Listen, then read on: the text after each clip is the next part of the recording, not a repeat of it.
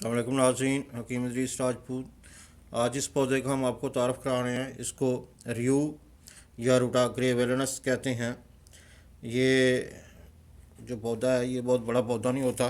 इस वक्त आपको इसके पत्ते नज़र आ रहे हैं, ये देखें, ये उसमें है।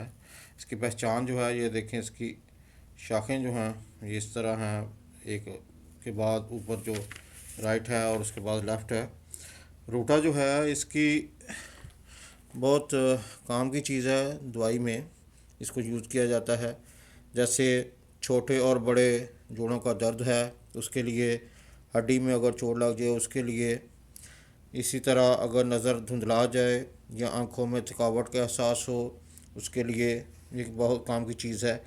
अज़ा में थकन हो जाए और ख़ुसूसन कमर दर्द का दर्द हो, और इसके बाद अगर चेहरे की हड्डी में दर्द हो, टखनों में मोच आ जाए या कलाई में मोच आ जाए, उसके लिए ये बहुत मुफीद चीज़ है।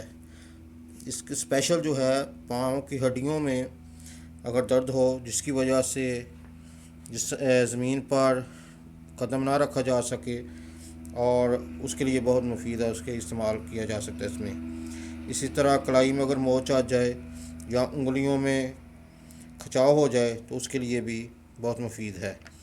इसका जो इस्तेमाल है, इसको पूरे पौधे को जड़ समेत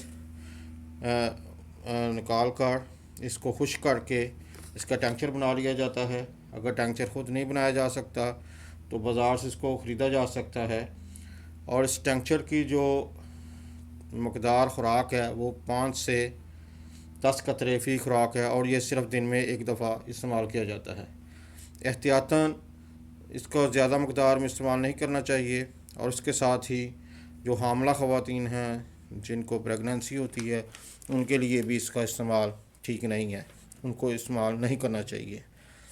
रियू या रूटा ग्रेवेलनस बहुत काम की चीज़ है, आप इसको इस्तेमाल करके देखें, बहुत अच्छे रिज़ल्ट्स आपको मिलेंगे। रियू या रूटा ग्रेवेलनस।